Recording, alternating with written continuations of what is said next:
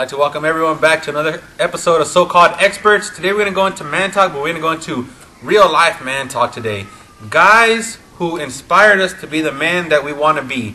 Not today's Justin Bieber, Twilight guys. You know what I mean? So you're talking about real men. Real you're talking men. about men who lay down the foundation for years to come. For what a man should be. You know what I Okay. mean? The first one I'm going to go way back right here. I'm going to go into sports. I'm going to go with Babe Ruth. He didn't take it on HGH, on steroids. Okay. The Sultan, the SWAT. You know what I mean? All this guy. This guy did it on beer and hot dogs. That's right. You know what I mean? He did it his way. He wasn't sculpted, but you know what? He was a man. And he still hit over 700 home runs. Yeah. Rolling at the bar 7 a.m. and playing Yep. at 9 a.m. Coming in hungover, telling the coach, "Put me in. I'm gonna hit a dong." Going deep. You know what I mean? You know, if you get thrown out to Babe Ruth and go back, I'm gonna go back to him. I'm gonna go back to a real movie guy, a real tough man. Right. I'm gonna go back to Mr. John Wayne. Okay. John Wayne, right the there. Duke. The guy who kept smoking all the way past the age of 60.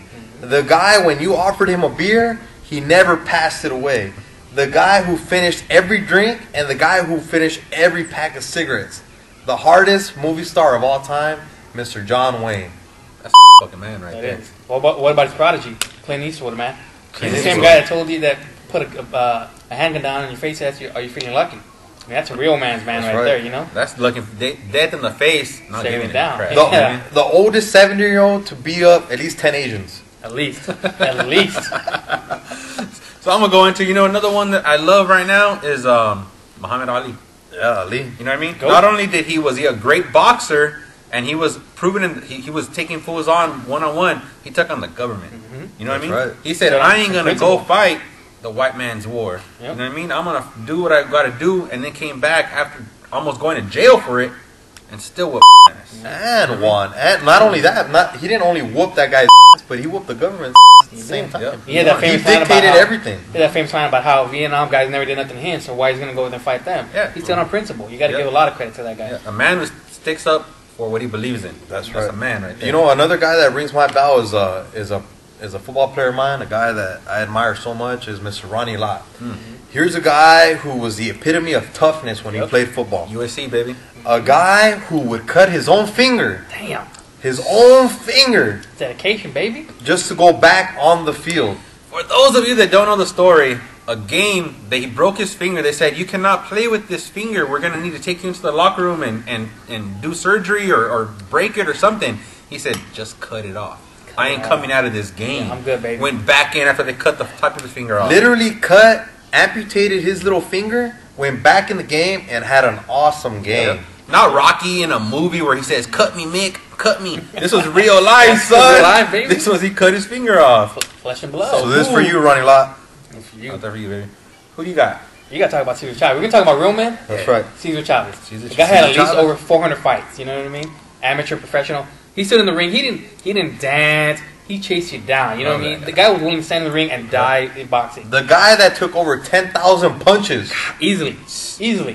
He'd take a whipping and just stand there. He didn't care. What I love about it was his philosophy was, "I'm such of a man. I'll take 3 of your punches to land my one. Exactly. Because my one would do more damage to you than your 3 would to me." Yep. That's He a knew man you didn't right have the heart to stand toe-to-toe with him, so he would just keep chasing you down.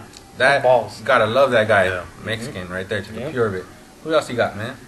Who I got now is the man who invented beer. We don't know him. We don't know who you are. Never met him, never heard of him. But I tell you what, all of you out there, celebrate him. Anytime Salute. you take a chug, But those, anytime you're trying to buy them for the ladies and hoping that it hits them harder than it hits you, that way you can take them home. let's say that man. Shout out to led that man. More guys hooking up than any other thing right there. That's right. More people owe getting laid to him than to any other person in the history of this world. And you, my man, stood up against the American government.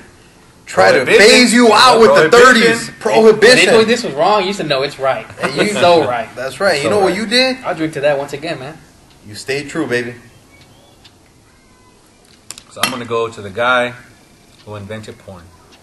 Speak on that. Speak on it. I'm talking about the guy who puts a lot of men to sleep. I mean, you ever had that hard day you can't go to sleep? You know what puts you to sleep like a baby? Some good Who's that? porn. Wow. Some good porn. Or how about the guy that invented free porn? Well, but even before you go there, you have to give credit to the Playboy That's true. founder, you know, because Yeah. he made Yeah. it mainstream. He allowed it possible for us to have it. So in the are we talking restaurant about and Mr. be Hugh Hefner? Or Larry Hugh Flint. Hefner. Or You Larry got Flint? to talk both because both of them cater to different customers. You know what I mean? Playboy gave you not only the material, but he said, you know what? Let me change your thought process. Let me give you actual articles because we all have that famous line: "I read Playboy for the article, not for the pictures." Right. So now he made it socially acceptable for you to have that and read it, and he changed the world.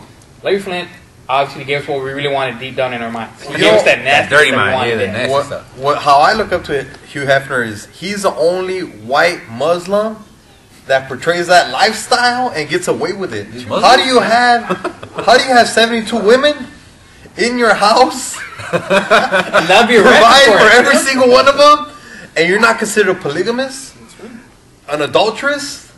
None of these. great. You're considered what? A true American. That is someone I look up to. That's the guy who's actually living the American dream, right Yep. there. Yep. You know who else I look up to? The most interesting man in the world. Dude, without a doubt. Without a Dos doubt. Equis, dude. Wow. That's a man right there. When you have inside jokes with complete strangers, when you bow overhand, I mean that's the dude right there. How can you compete with that? You know what I mean? You know what I mean? That's a guy who should be writing a book about how you should live your life as a man. That's the He man. should be giving the foundation how to put your house on top of. You know what I mean? When you as a man in real life strive to be a man of a 30-second commercial, Think about that's a legacy. hmm You can't beat that. Historic. He changed it. He changed commercials forever right there for men. I agree. I agree. So for all you men out there, thanks for listening. And for all you women, we love you like always. Make sure you're constantly following us, So-Called Experts, on Facebook and on YouTube. And always, if you can please share our posts, share our videos, we appreciate very much. Anything from Delara? I'm gonna say, I just appreciate all the fans out there that have been supportive, that have been following, and keep writing back, giving me info. You know what I mean? I can take criticism. Let me know what you guys want to hear about. You know, I posted some things, special requests from fans, and I talked about it. Yep. So whichever you guys want to talk about, let me know. Hit me up. Anything from Acosta? You know what? My life motto is always if you're not busy living, you might as well be busy dying. So get out there and follow your dreams, baby. Hey, so from So-Called Experts, cheers.